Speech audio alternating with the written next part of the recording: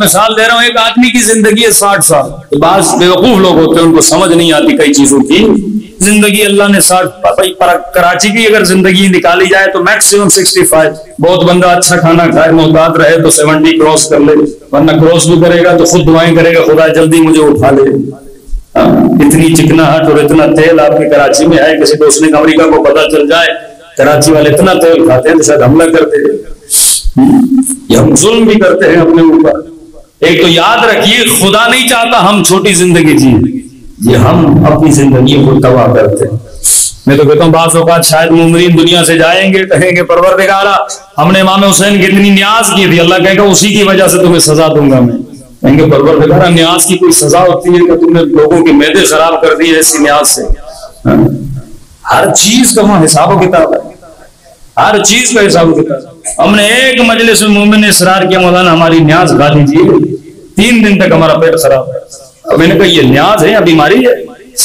سوچنا چاہیے آپ کو لوگوں کو کھلا کیا رہے ہو. ہر چیز کا ہم سمجھتے صرف نماز کا پوچھا جائے گا، روزے کا پوچھا جائے گا، زکوٰۃ کا پوچھا جائے گا. اب بندے نے نماز کر لی اور لوگوں نے کہا حاجی صاحب حج کر لیا، امام حسین کا زوار ہے زیارت کر لی، بچوں کو اچھی تعلیم دلا دے، کوئی اللہ کوئی اور چیزوں کو نہیں. وہاں ان چیزوں کا سوال ہوگا جن کا تم نے یہاں پہ سوچا بھی نہیں تھا. حقوق العباد، کسی بندے پہ اگر تھوڑا سا، یہ بھی ظلم ہے نا، لوگ ان چیزوں پہ غور نہیں کرتے، فکر نہیں کرتے. مولا علی تو فرمانے اگر بندہ دکان سے گوشت لے اور ایسی شوپر میں ڈالے، تھیلی میں ڈالے جو ویزیبل ہو، جہاں سے گوشت نظر آئے، اور ہاتھ میں لے کے 5-6 گلیوں سے گزرتا ہوا ہے، کسی فقیر کی نگاہ گوشت پہ پڑے جس نے 6 مہینے سے گوشت نہیں کھایا، یہ کہے گا قیامت میں خدا میں نے کون سا گناہ کیا تھا؟ اللہ کہے گا کہ تم نے ایک بھوکے کو گوشت کھایا تھا، اس کے دل میں تم نے حسرت کو پیدا کیا.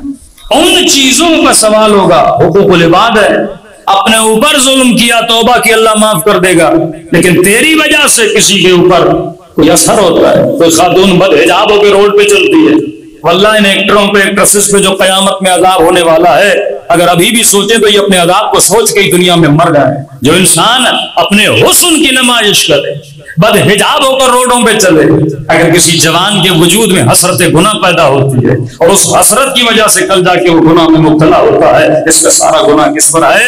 اس خاتون پہ چلا جاتا ہے. کل بولو گی خدا میں نے تو کسی کو کوئی ظلم نہیں کیا، وہاں پہ آواز آئے گی تیری وجہ سے کسی کے ذہن میں گناہ کی خواہش پیدا ہوئی. مسبب کون تھا؟ تو مسبب تھا نا. آپ کیوں فرماتے ہیں کہ خدا امام حسین کے قاتلوں کو بھی لعنت کر، جو راضی ہوئے ان پر بھی لعنت کر، جو دیکھتے رہے ان پر بھی لعنت کر؟ یعنی جنہوں نے شمولیت نہیں تھی، دور سے دیکھتے رہے پر راضی رہے، ان پر بھی لعنت ہے. ہم ہر اس عمل کے ذمہ دار ہیں جس کے سبب کون بنتا ہے؟ ہم بنتے ہیں. فرمایا ایسا نہیں ایک بندہ شراب بیچتا ہے، دوسرا شراب بناتا ہے، تیسرا شراب کو ایک جگہ سے دوسری جگہ پہ لے جاتا ہے، یہ تینوں اس گناہ میں کیا ہے؟ شریک ہو جاتے ہیں. تم نے قطعاً کسی بھی گناہ کا معاون نہیں بننا، ذرہ برابر معاون بنتے ہو. وہ امام کا چاہنے والا تھا نا، اس امام سے ملنے آیا، امام نے کہا تم کیسے ہم سے ملنے آئے ہو؟ کہ مولا میں آپ کا چاہنے والا ہوں. کہ تیری کمائی صحیح کمائی نہیں ہے؟ کہ مولا میں نے آج تک کوئی حرام نہیں کیا. امام نے کہا تم نے میرے دشمن کو اپنے اونٹ کرائے پہ دیے تھے، میرے دشمن کو اپنے اونٹ تم نے کس کو دیے تھے؟ کرائے پہ دیے تھے.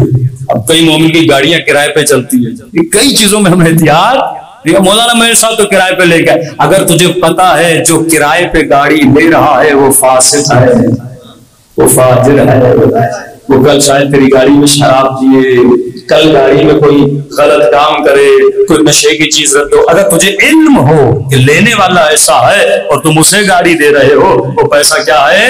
حرام کا پیسہ ہے. تجھے کوئی مجلس پڑھانے کے لیے بلاتا ہے، تجھے پتا ہے جو مجلس پڑھوا رہا ہے اس کا دھندا حرام کا دھندا ہے، اور تو اس کی مجلس پڑھ رہا ہے تو وہ پیسہ کیا ہو جاتا ہے؟ حرام کا پیسہ ہو جاتا ہے. وہ چیزوں کا سوال قیامت میں ہوتا ہے.